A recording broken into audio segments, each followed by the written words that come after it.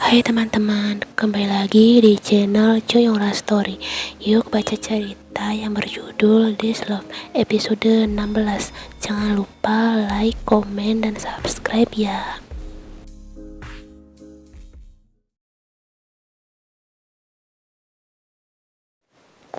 17 tahun kemudian, pemilihan kedua OSIS Senior High School berlangsung hari ini. Ada dua kandidat yang akan dipilih oleh seluruh siswa di sekolah terbaik di negara itu. Ya, Opa, hampir semua siswi berteriak kepada dua orang pria tampan dan tinggi yang berdiri di atas podium.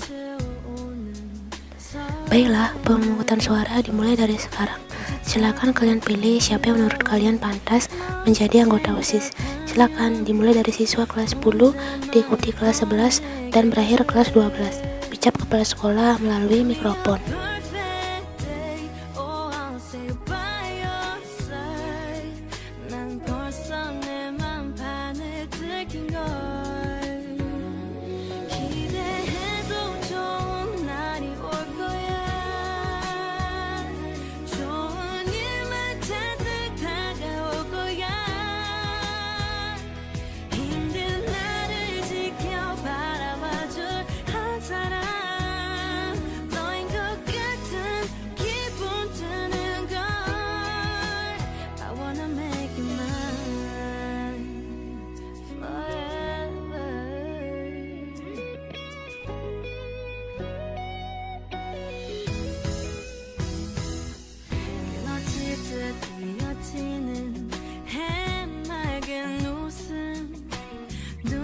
보면 내 것인걸. Give me a perfect day. Oh, I'll stay by your side. 난 벌써 내 맘판을 들킨 걸. 기대해도 좋은 날이 올 거야.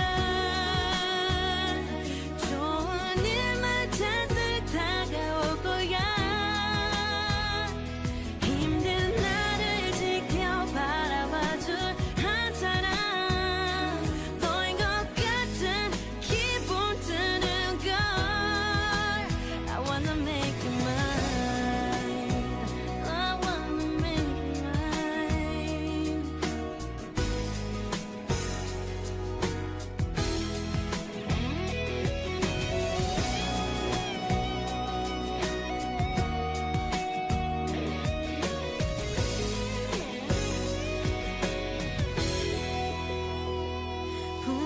좋은 사람 만난 걸 거야.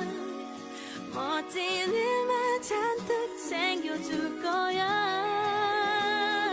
사랑 하나로도 충분할 것 같은 걸. Nothing's better, better than our love. 기대해도 좋을 사랑일 거야.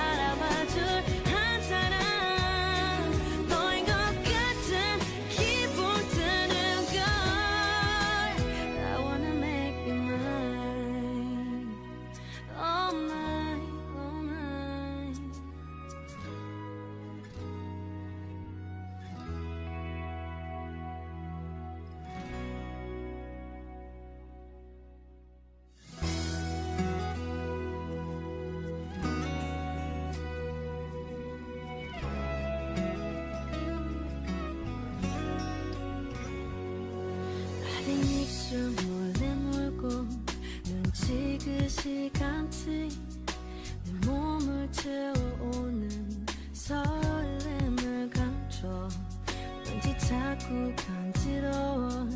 널 생각하면 혼자 말을 건네게 돼. Give me a perfect day. Oh, I'll say by your side. 난 벌써 내 맘판을 들킨 걸. 기대해도 좋은 날이 올 거야. 좋은 일만 잔뜩 다가올 거야. 힘든 날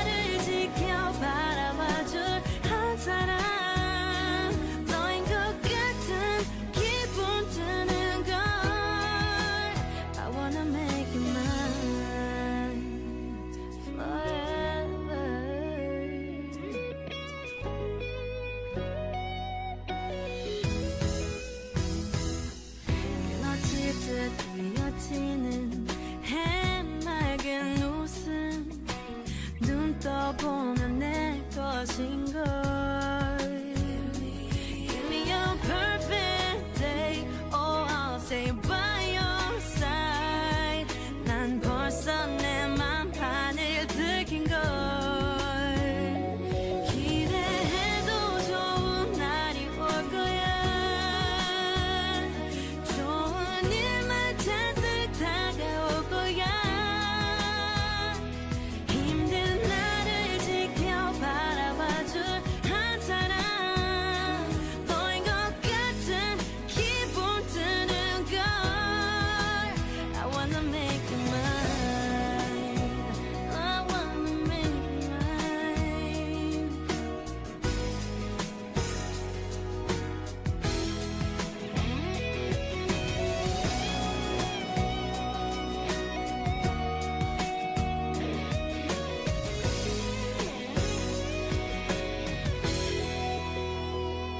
분명 좋은 사람 만난 걸 거야. 멋진 일만 잔뜩 챙겨줄 거야. 사랑 하나로도 충분할 것 같은 걸. Nothing's better, better than our love. 기대해도 좋을 사랑일 거야. 좋은 일만 잔뜩 다가올 거야. 힘든 나를 지켜 바라봐줄 한 사람. 너인 것 같은 기분 드는 걸. I wanna make you mine. Oh mine, oh mine.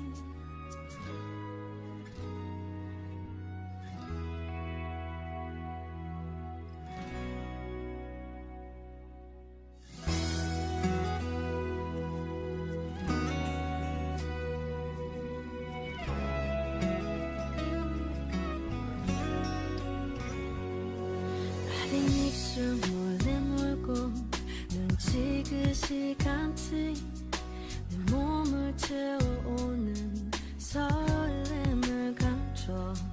왠지 자꾸 간지러워. 널 생각하면 혼자 말을 건네게 돼. Give me a perfect day. Oh, I'll stay by your side. 난 벌써 내 맘판을 들킨 걸. 기대해도 좋은 날이 올 거야. 좋은 일만 Bagaimana? Kau setuju aku menceritakan semuanya pada Ren dan mempertemukan kalian? Selama ini kau terus melarangku menceritakan semuanya pada Ren karena alasan dia belum dewasa. Dan sekarang menurutku ini waktu yang tepat. Putramu itu sudah mulai dewasa, tingginya saja hampir sama denganku. Aku akan memikirkannya dulu. Nanti jika keputusanku sudah bulat, aku akan memberitahumu. Yen menatap pria tinggi yang sama sekali tidak berubah sejak belasan tahun yang lalu. Sehun mengangguk-angguk mengerti. Baiklah jika itu keinginanmu. Terima kasih Sehun. Oh ya, tolong kirimkan foto-foto Ren itu ke ponselku ya. Sehun tersenyum lalu mengangguk pelan. Aku ke kantor dulu. Jangan lupa berikan makanan itu pada Jisoo. Iya, dia pasti sangat senang. Seorang pria duduk di ruang tengah sambil membaca sebuah buku dan secangkir teh di sampingnya. Suara langkah kaki mulai terdengar membuat pria itu menoleh. Ren, kau sudah pulang, ucap pria itu. Ren hanya mengangguk pelan menanggapi ucapan ayahnya. Kudengar dari gurumu kau terpilih menjadi OSIS di sekolah, tanya Taeyong. Lagi-lagi Ren hanya mengangguk menanggapi pertanyaan ayahnya. Kau sudah mendapat posisi penting di sekolahmu. Bagaimana kalau Apa memberi kamu mobil baru? Kau bisa bebas mengendarai itu ke sekolah tanpa harus menunggu jemputan seperti Ken. Ren menghela nafas. Tak perlu Apa. Aku lebih suka diantar oleh Pak Sopir, jawabnya singkat. Taeyong lalu mengangguk pelan. Baiklah, segera ganti bajumu, makan malam sebentar lagi siap. Ren mengangguk dan kemudian beranjak menuju kamarnya. Taeyong menatap punggung pria tinggi itu. Tak terasa anaknya sudah mulai beranjak dewasa. Dan setiap ia melihat Ren, ia selalu teringat sosok wanita itu, sosok yang tak akan bisa ia lupakan. Opa, suara melengking berhasil membuat Taehyung tersadar dari lamunannya. Mion datang dan langsung duduk di samping pria tanpa nutup. Opa, aku ingin minta uang lagi. Untuk apa? Baru kemarin kau meminta uang untuk membeli mobil untuk Ken, jawab Taehyung. Hari ini ada kalung berlian keluaran terbaru, Opa, dan hanya ada 3 di seluruh dunia. Aku ingin memilikinya, ucap wanita itu dengan nada manjanya. Taehyung menghela nafas panjang. Baiklah, berapa? Mion langsung tersenyum. 200 juta. Nanti akan ku transfer ke rekeningmu, jawab Taehyung pelan. Gue mau, Opa, kamu memang suami terbaik di dunia, seru Mion langsung memeluk Taehyung. Loh, di mana Ken? Dia belum pulang kah? Tanya Mion kemudian melihat ke arah Ren yang sibuk dengan makanannya. Kamu tahu kemana Ken? Kenapa dia belum pulang juga? Tidak, jawab Ren singkat tanpa mengalihkan pandangannya dari piring. Karena Mion mengkerut. Kenapa kamu tidak tahu? Lagi pula kalian kan satu sekolah. Harusnya kamu tahu kemana saudaramu pergi. Aku tidak peduli. Lagi pula dia sudah besar. Untuk apa dikhawatirkan? Jawab Ren tetap dengan nada santainya. Ais, anak ini benar-benar tidak berguna, sama seperti ibunya. Kuman Mion membuat Taehyung langsung menghentikan aktivitas makannya. Bisakah kau tidak membuat keributan di meja makan? Guman Taehyung menatap Mion tajam, membuat gadis itu langsung bungkam. Ren langsung berdiri dari duduknya dan beranjak pergi. Taehyung kemudian melihat ke piring Ren yang makanannya masih banyak. Habiskan makananmu, seru Taehyung. Tidak, aku sudah kenyang, jawab Ren tanpa menghentikan langkahnya. Taehyung menatap sendu punggung putranya itu. Hingga saat ini, ia belum pernah melihat senyuman di wajah Ren. Jangankan tersenyum kepadanya, bicara saja hanya seadanya, tidak seperti hubungan anak dan ayah pada umumnya. Ren masuk ke kamarnya dan duduk di kursi belajarnya. Pria itu menatap kosong keluar jendela kamarnya. Ia kemudian teringat dengan surat yang diberikan oleh Yeri di sekolah tadi. Ren pun mengambil surat itu di saku blazernya. Pria itu membaca isi kertas itu dan ternyata adalah surat cinta untuk Kim Ren. Aku sudah menyukaimu sejak kita kelas 10. Waktu itu kamu membantuku saat aku terjatuh dan terluka di pelajaran olahraga. Dan perasaan itu terus tumbuh sampai sekarang dan semakin membesar. Kumohon terimalah perasaanku padamu, Ren. Sarang Hamnida, aku menunggumu besok di atap sekolah. Dari Joyen. Setelah membaca surat itu, Ren langsung mendengus. Kemudian meramah surat itu. Cinta benar-benar memuakkan, gumannya. Mion memeriksa rekeningnya dan di sana ada tertera nominal yang ia minta dari Taehyung kemarin. Dan dengan segera wanita itu langsung mentransfernya kepada Jimin.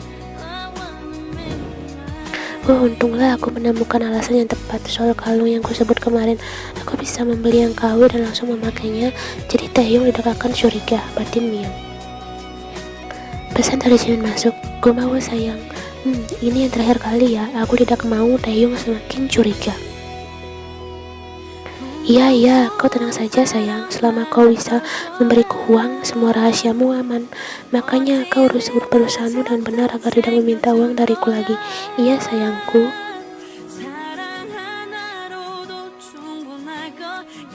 Taehyung duduk di dalam mobilnya. Ia menatap keluar jendela mobil seperti sedang memikirkan sesuatu. Pria itu kemudian mengambil telepon dan menelpon seseorang. Tak lama kemudian, suara pria itu pun terdengar dari seberang sana. Halo, ada apa, Ti? Tolong kau selidiki kartu ATM Mion. Lihat kemana saja dia melakukan transaksi. Weh, tumben kau memberiku tugas yang tidak ada hubungannya dengan urusan kantor, tanya Jungkook bingung. Taehyung menghela nafas. Aku mulai merasa aneh dengan sikap Mion. Akhir-akhir ini ia terus meminta uang dengan nominal yang banyak kepadaku. Dan itu bisa habis hanya dalam waktu sehari. Jadi aku sedikit curiga dan penasaran dengan kegiatan gadis itu selama aku sibuk bekerja. Jungkook pun terdiam. Kau baru curiga, aku sudah dari dulu. Hanya saja aku tidak pernah mendapatkan bukti, batinnya. Taehyung menoleh. Kenapa kau diam? Sana cepat lakukan tugasmu, serunya. Ais, kau tenang saja Tuan Kim. Kau memberikan tugas ini pada orang yang tepat, ucap Jungkook menyeringai. Baiklah, lakukan dengan segera. Aku tidak suka menunggu lama. Siap. Oh ya, kau tidak ke kantor. Di mana kau sekarang? Di minimarket tempat wanita itu bekerja lagi. Jangan banyak tanya, sana cepat lakukan tugasmu, ketus Taeyong dan langsung menutup sambungan teleponnya. Taeyong kemudian melihat ke arah sebuah minimarket, tempat yang hampir setiap hari ia kunjungi hanya untuk melihat wanita yang menjadi kasir di sana. Dulu dia sangat frustrasi saat merasa kehilangan, sehingga ia memerintahkan semua anak buahnya untuk mencari keberadaan wanita itu karena saat ia meminta alamat tempat tinggalnya pada Seon, tapi bukan Taeyong namanya jika tidak bisa menemukan apa yang ia ingin temukan. Perlu waktu beberapa bulan hingga akhirnya ia bisa menemukan tempat wanita itu bekerja. Taeyong turun dari mobilnya dan kemudian melangkah panjang menuju minimarket itu. Ini kembaliannya, terima kasih Tuan, ucap Yen melayani pembeli sembari tersenyum ramah. Seorang pria tampan dan tinggi berdiri di depannya membuat wajah Yen sontak berubah. Memang sulit untuk bersembunyi dari pengusaha nomor 1 di negara ini. Keinginannya untuk pergi dan tidak melihat Taeyong itu hanya mimpi semata. Buktinya saat dia pergi dari pria itu, Taeyong bisa dengan mudah menemukannya dan selama bertahun-tahun pria ini terus mendatanginya seperti hantu. Ini saja, tanya Yen dengan wajah datarnya tanpa melihat ke arah Taeyong. Guman Taeyong terus menatap wajah wanita di depannya yang menurutnya tidak pernah berubah sejak dulu. Menurutnya Yen masih terlihat cantik dengan raut wajah tenang dan lembutnya. Tuan Kim, Anda membeli apa lagi kali ini? Seru Jisoo melihat kakak dari kekasihnya ada di sana. Taeyong menoleh dan langsung tersenyum. Hanya roti dan kopi, jawabnya. Anda tidak mau membeli yang lain lagi, saya kasih diskon. Taeyong menggeleng. Tidak, ini saja cukup, ucapnya ramah. Oh ya, bagaimana hubunganmu dengan Seon? Mendengar pertanyaan itu, Jisoo langsung gugup. Baik-baik saja, Tuan. Cepatlah suruh Seon agar menikahimu. Apa kalian tidak bosan berpacaran terus? Tanya Taeyong tersenyum lebar. Jisoo menghela nafas panjang. Sepertinya adikmu itu tidak tertarik dengan pernikahan, Tuan. Taeyong hanya tertawa kecil mendengarnya, dan kemudian melihat Yen yang hanya diam sembari melihat keluar jendela dari tadi. Kalau begitu aku pergi, ucap Taeyong pada Jisoo, diikuti anggukan ramah dari gadis itu. Taeyong kemudian mengambil kopinya dan melupakan si roti yang masih berada di meja kasir. Rotimu Tuan, seru Yen. Taeyong menoleh dan tersenyum tipis. Untukmu, ucapnya langsung melanjutkan langkahnya. Mendengar itu Jisoo langsung tersenyum lebar. Aiku, sepertinya dia menyukaimu. Setiap datang ke sini, dia selalu memberikan sesuatu untukmu. Tapi bukankah dia sudah memiliki istri dan punya 2 anak? Yen hanya diam dan menatap roti di depannya itu.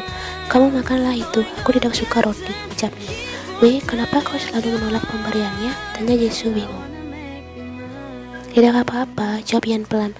Taeyong itu kenapa masih sangat tampan di usianya yang sudah terbilang sudah kepala 4, kuman Jisoo. Seon juga kepala 4, apa dia tidak tampan? Tanya Yen. Tentu saja opaku tampan, tapi entah kenapa kakaknya terasa lebih enak ditatap. Ketampanan Taeyong itu berbeda. Yen hanya bisa geleng-geleng kepala. Ya ampun, sana kembalilah bekerja. Kamu mau aku beritahu pada Seon jika kamu selalu terpesona dengan ketampanan kakaknya. Iya, gerutu Jisoo dan kembali melanjutkan pekerjaannya. Setelah pulang dari bekerja, Yen melangkah cepat menuju ke rumahnya. Ia pun tiba-tiba melihat cahaya mobil seperti mengikutinya di belakang. Wanita itu menoleh nafas dan langsung berhenti. Siapa lagi kalau bukan Taeyong?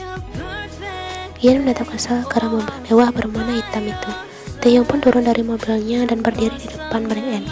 Kenapa kamu selalu mengikutiku? Apa kamu tidak punya malu? Kita sudah berpisah.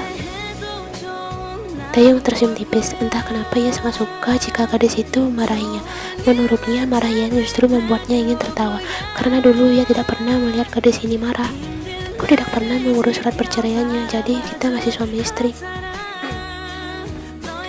Wei, kenapa kamu tidak melakukan itu? Cetus Yen. Karena aku mencintaimu. Yen menghela nafas panjang dan langsung melanjutkan langkahnya. Tunggu Yen, kuman Taeyong memegang tangan wanita itu yang langsung ditepis olehnya. Apalagi aku lelah, aku ingin segera istirahat di rumah, ucap Yen. Kau masih belum ingin bertemu dengan Ren, dia masih sudah beranjak dewasa. Dia masih masa remaja, emosinya masih labil, aku akan memikirkannya nanti. Taeyong menghela nafas. Wei, kenapa kau selalu menunda-nunda seperti ini? Yen menatap Taeyong kesal. Karena aku takut dia jadi membenciku karena telah meninggalkannya sejak bayi. Taeyong langsung menggeleng pelan. Tidak, meskipun dia masih remaja, dia sudah memiliki pemikiran yang dewasa, Yen. Jika waktu sudah tepat, aku akan meminta bantuan Sehun untuk mempertemukanku dengan Ren. Kamu tidak perlu lagi mencampuri urusanku, meskipun kamu ayahnya. Taeyong hendak menyusul gadis itu, namun ponselnya tiba-tiba berbunyi. Ya, Jongkook, jawab Taeyong. Aku sudah menemukan beberapa hal yang mencurigakan dari transaksi istrimu. Ketika Taeyong sontak mengkerut. Baiklah, aku akan ke rumahmu sekarang. Taeyong dan Jongkook duduk berhadapan. Kening Taeyong mengkerut begitu melihat semua transaksi yang dilakukan oleh Mion seminggu terakhir ini. Ini adalah nama rekening bank milik perusahaan Jimin, Kuman Jongkook. Kenapa dia mengirim uang sebanyak itu kepada Jimin? Kuman Taeyong. Rahangnya mulai mengeras. Tanpa sadar, tangannya meremas kertas di depannya. Jongkook menatap sahabatnya itu. Sebaiknya kita selidiki lebih dalam lagi. Apa? Tanya Taeyong. Kita masih belum tahu untuk apa Mion mengirim uang sebanyak itu. Sebaiknya kau suruh anak buahmu mengikuti Mion 24 jam. Setelah anak buahmu menatap info yang lain, baru langkahmu lanjutkan adalah menanyakan hal ini langsung pada Mion. Bagaimana? Kenapa tidak bertanya langsung saja padanya? Ucap Taeyong dengan nada suara mulai meninggi. Jongkook menggeleng pelan. Jangan dulu, jika kau langsung bertanya seperti itu, Mion akan semakin hati-hati dalam bertindak karena dia sudah tahu kau mulai curiga, dan jika dia sudah mulai hati-hati, kita akan kesulitan mendapat informasi lagi. Jadi sebaiknya kita slow dulu. Kita kirim anak buah kita untuk menyelidiki apa yang selama ini istrimu lakukan dengan Jimin. Taeyong diam sejenak, memikirkan rencana Jongkook. Setelah berpikir beberapa menit, akhirnya pria itu mengangguk menyetujui rencana Jongkook. Jongkook mengangguk mantap. Oh ya, bagaimana soal Yen? Apa dia sudah siap bertemu Ren?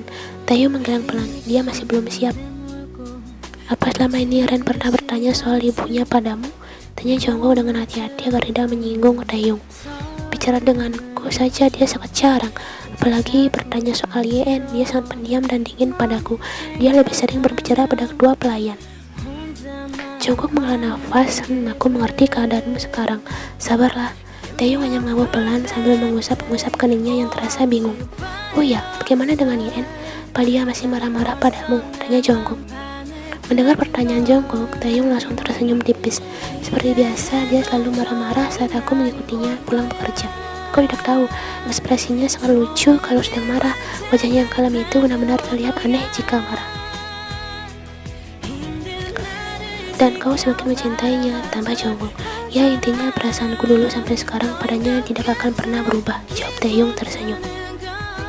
Lalu setelah ini, kau mau kemana? Taeyong menghela nafas panjang. Sepertinya aku akan ke rumah Yen. Bukankah setiap kali kau kesana, kau pasti diusir dan dikunciin pintu? Kau tahu kan aku bagaimana? Jika keinginanku belum tercapai, aku akan terus berusaha agar tercapai. Kali ini aku pasti bisa masuk ke rumah Yen. Jongkook hanya geleng-geleng kepala. Guys, setelah melihat informasi yang kau dapatkan ini, aku jadi malas bertemu dengan Mion. Kuman Taeyong sembari melipat tangannya di dada. Jongkook tersenyum kecil. Baiklah, aku doakan agar kau tidak diusir oleh Yen. Yen baru saja selesai makan malam dan mencuci piring-piringnya di dapur. Wanita itu lantas menghentikan aktivitasnya dan beranjak menuju pintu depan. Yen membuka pintu, namun ia hanya membukanya sedikit dan mengintip siapa yang ada di luar. Sontak Yen memutar bola matanya saat melihat pria tinggi yang sedang berdiri di depan pintu adalah Taeyong. Aziz, pulanglah, aku akan istirahat, jangan mengganggu. Itu si Yen dan mulai panik. Namun saat pintu hendak ditutup, Taeyong langsung menahan dan mendorong pintu itu agar terbuka lebar. Seru Yen, begitu pria itu menerobos masuk ke dalam rumahnya. Taeyong melangkah menuju ruang tamu dan langsung melepaskan tubuhnya di satu-satunya sofa yang ada di ruangan itu. Ia menatap Taeyong tajam. Keluar atau aku akan teriak. Tuh, coba saja, tuh jika ada orang kemari aku akan bilang kita adalah suami istri. Kau ingat, aku tidak pernah mengurus surat perceraiannya. Kita belum sah bercerai Nona Yen. Dan saat ini kau masih menjadi istriku, jawab Taeyong santai. Benar-benar menyebalkan. Guman Yen mengacar rambutnya dan langsung menuju ke dapur meninggalkan pria itu. Ian sedang fokus mencuci piring-piring yang sekalian ia mencuci buah-buah di air wastafel yang mengalir. Tiba-tiba sebuah tangan terulur dan langsung lehernya dari belakang. Taeyong datang. Kim Taeyong melepaskan hijab Ian penuh penekanan, namun pria itu seakan tuli.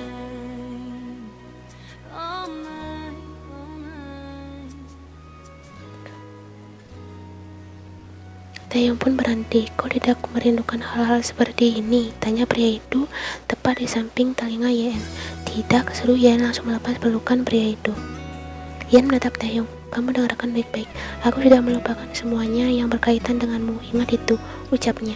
Taeyong menatap mata Yen dalam-dalam. Benarkah? Tapi matamu mengatakan sebaliknya. Jawabnya pelan. Apa maksudmu? Aku tidak berbohong.